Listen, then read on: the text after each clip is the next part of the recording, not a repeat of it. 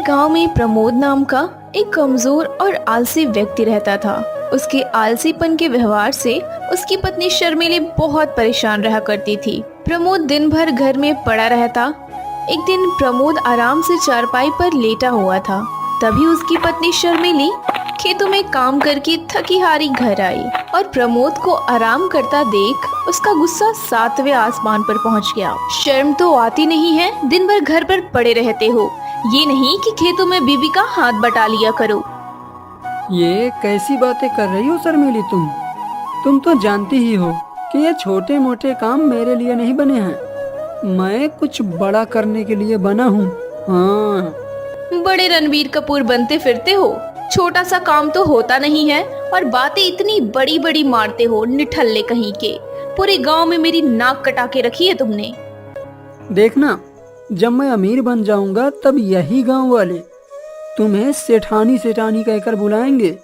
फिलहाल तो मुझे नौकरानी नौकरानी कहकर बुलाते हैं। एक तो तुम कोई काम नहीं करते, ऊपर से गांव का ऐसा कोई भी व्यक्ति तुमने नहीं छोड़ा जिससे तुमने उधारी ना लिया हो। मैं तो तुम्हारी उधारी देते देते तंग आ गई हूँ। बस मुझे तुम्हारी यही बात सबसे बुरी लगती है शर्मिली, कि तुम आते ही पूरा घर सिर पे उठा लेती हो। तो क्या करूँ, तुम ही बताओ ना, क्या करूँ मैं?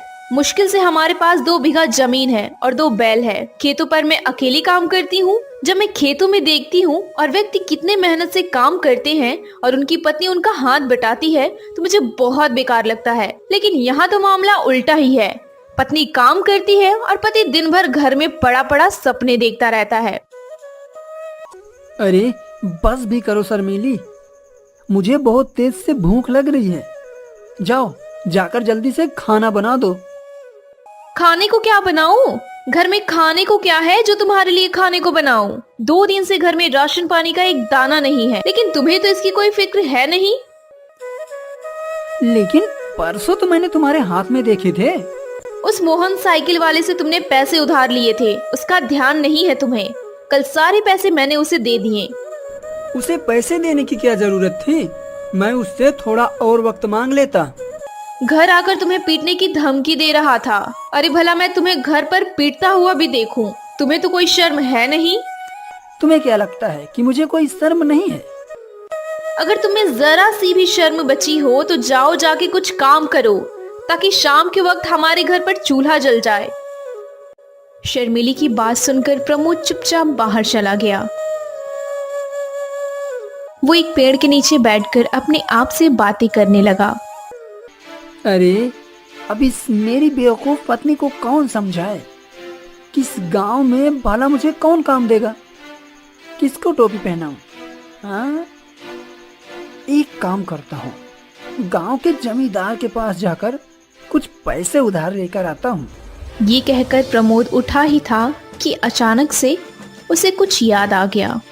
अरे नहीं, जमींदार से तो पहले ही पैसे ले आया और वो भी अभी तक नहीं दिए। उसके पास अगर पहुंच गया तो कहीं वो अपना पुराना कर्जा न मांगने लगे, तब तो मेरे लेने के देने पड़ जाएंगे। क्या करूं? तभी प्रमोद ने देखा कि गांव का मुखिया अपने कुछ साथियों के साथ लाठी डंडे लेकर उसकी ही ओर बड़े गुस्से से चले आ रहे थे। बहुत दिन हो गए प्रमोद बेवकूफ बनाते बनाते। आज तो मैं तुझसे पैसे लेकर ही जाऊंगा। मुझे थोड़ी मोहलत और दे दीजिए मुखिया जी, मैं आपकी एक एक पाई चुका दूंगा। कहाँ से चुका देगा? कुछ काम काज तो करता नहीं, धरती का बोझ है, काम का न काज का, दुश्मन अनाज का। मुझे थोड़ी सी मोहलत और दे दीजिए। आज या तो अपने पैसे लेकर जाऊंगा या तो फिर तेरी चमड़ी उधेर कर जाऊंगा। क्या देखते हो भाई, मारो इसे। प्रमोद समझ गया कि आज तो उसकी मार खाने की पूरी नौबत है।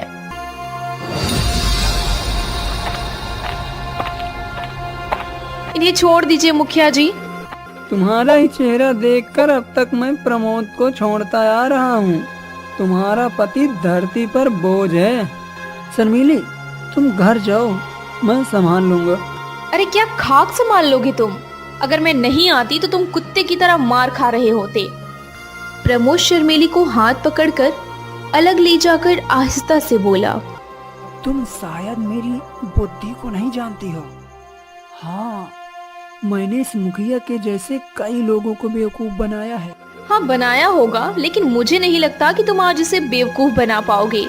आज तो तुम्हारी ठुकाई पक्की है। लगता है तुम्हें अपनी बुद्धि दिखाने का समय आ गया है। तभी मुखिया दूर से प्रमोद से बोला, ये तुम दोनों पति पत्नी क्या खिचड़ी पका रहे हो? हाँ भाई, कुछ नहीं मुखिया जी, मेरी पत्नी कह रही थी कि मुखिया जी बहुत अच्छे आदमी हैं, आज इनका कर्ज चुका दो। तेरी पत्नी तुझसे ज्यादा समझदार है प्रमोद। देखो मुखिया जी, पैसे तो मेरे पास नहीं हैं, लेकिन मेरे पास 2 मोटे मोटे बैल हैं। मैं आपको 1 बैल दे देता हूँ। जब मेरे पास पैसे हो जाएंगे तो मैं आपको पैसे देकर अपना बैल वापस ले लूंगा। मुखिया कुछ सोचता हुआ बोला, अब तूने बात पते की है प्रमोद। मुखिया प्रमोद का एक बैल ले गया।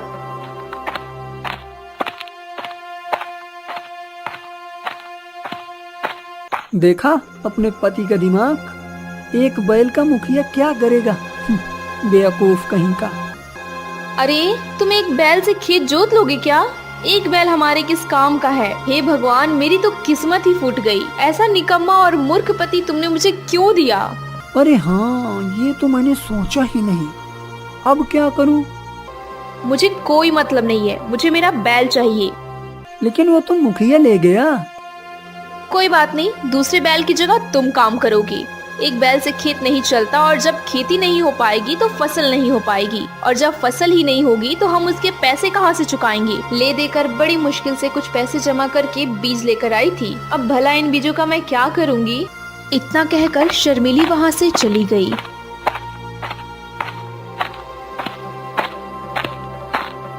प्रमोद अपने खेत के एक पेड़ के नीचे बैठा हुआ अपने निठल्लेपन पर अफसोस कर रहा था कि तभी उसके कानों में एक आवाज टकराई। तेरा उदास क्यों बैठा है? प्रमोद ने जैसे ही सामने देखा तो एक साधु जिसके चेहरे पर तेज झलक था, उसके सामने उसे देखकर मुस्कुरा रहे थे। जाओ बाबा, अभी मेरा बात करने का मूड नहीं है। मैं वैसे ही बहुत ज्यादा परेशान हूँ। मैं जानता हूँ तेरी परेशानी क्या है। गांव का मुखिया तेरा 1 बैल छीनकर जबरदस्ती ले गया, और तेरे ऊपर गांव की उधारी अलग से है। तेरी पत्नी तुझसे नाराज है, और तू यही सोच रहा है कि इन सभी मुसीबतों से छुटकारा कैसे पाया जाए। आप तो बहुत पहुँचे हुए साधु लगते हैं, मेरी मदद कीजिए। साधु महाराज, क्या आप चमत्कार कर सकते हैं? हर इंसान के अंदर कोई न कोई चमत्कार होता है, बस उस इंसान को चमत्कार को देखने और परखने की आवश्यकता होती है। बोल, क्या चाहिए तुझे? मेरा 1 बैल जमींदार जबरदस्ती छीन कर ले गया। मुझे मेरा बैल वापस दिलवा दीजिए, ताकि मैं मेहनत करके अपना खेत जोत सकूं और अच्छे से फसल उगाकर उसे बेचकर अपनी उधारी चुका सकूं। तू चाहता तो मुझसे धन दौलत, सोना चांदी भी मांग सकता था। इसका मतलब तेरा दिल अंदर से साफ सुथरा है, मगर तेरे ऊपर आलस हावी है। मेरी मदद कीजिए साधु महाराज। जो चला गया उस पर अफसोस करने का कोई फायदा नहीं है। मैं तुझे कोई दूसरा बैल नहीं दूंगा, बल्कि तेरे अंदर शरीर में 1 बैल के बराबर ताकत भर सकता हूँ, जिससे तू अकेले ही अपने खेत जोत सकता है। बोल, चाहता है ऐसा? प्रमोद साधु की बात सुनकर कुछ सोचता हुआ बोला, साधु महाराज, मैं तैयार हूँ। तो फिर अपनी आंखें बंद कर। प्रमोद ने अपनी आंखें बंद कर ली। कुछ देर बाद उसके कानों में साधु की आवाज गूंजी, तेरे अंदर 1 बैल के बराबर शक्ति डाल दी है मैं। अब तू अपना खेत खुद जोत सकता है। प्रमोद ने आंखें खोली तो वहां पर कोई मौजूद नहीं था। प्रमोद दौड़ा दौड़ा अपनी पत्नी के पास गया और उसे सारी घटना बताई। अरे तुमने जरूर कोई सपना देखा होगा, इतनी मुसीबत में भी तुम्हें मुंगेरी लाल के सपने नहीं खत्म हो रहे। मैं सच कहता हूँ शर्मिली, वो सपना नहीं था, सच था। अगर ऐसी बात है तो फिर हमारे एक बैल की जोड़ीदार तुम बनोगे। देखती हूँ कितनी शक्ति डाली है उस साधु ने तुम्हारे अंदर। अगले दिन एक बैल के साथ प्रमोद भी अपने खेत जोतने लगा। प्रमोद को अपने शरीर के अंदर असीम शक्ति का अनुभव हो रहा था। प्रमोद के अंदर इतनी ताकत देख शर्मिली की आंखें फटी की फटी रह गईं। कुछ ही दिनों में सारे गांव में ये चर्चा फैल गई कि प्रमोद के अंदर एक बैल के बराबर ताकत आ गई है। ये खबर उड़ते उड़ते मुखिया के कानों तक भी पहुंची। मुखिया अपने साथियों की ओर देखकर बोला, क्या ये सच है कि प्रमोद के अंदर एक बैल के बराबर ताकत आ गई है? मैं सच कह रहा हूँ मुखिया जी, मैंने अपनी आंखों से देखा। प्रमोद एक बैल की जगह खुद काम कर रहा है। मेरी तो आंखें फटी की फटी रह गईं। अगर ऐसा ही हाल रहा तो अपने खेत में बहुत अच्छी फसल उगा लेगा और मेरे पैसे वापस लौटाकर अपना बैल वापस ले जाएगा। उसने मुझे बेवकूफ़ बनाया था। मैं सोच रहा था कि कुछ दिनों बाद उसका दूसरा बैल भी उठवा लूंगा। मेरी तो सारी की सारी योजना पर पानी फिर गया। अब क्या करेंगे आप? जाओ, जाकर प्रमोद का पीट पीट कर बुरा हाल कर दो। मुखिया की बात सुनकर मुखिया के सभी साथी सहम गए और सभी के माथे पर पसीना आ गया। मुखिया चिल्लाते हुए बोला, क्या हुआ तुम सब मुस्टंडों को?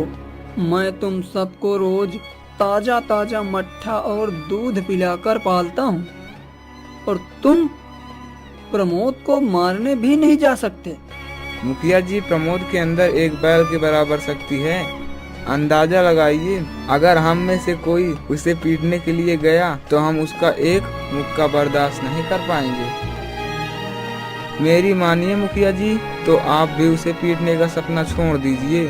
प्रमोद अब वो प्रमोद नहीं रहा।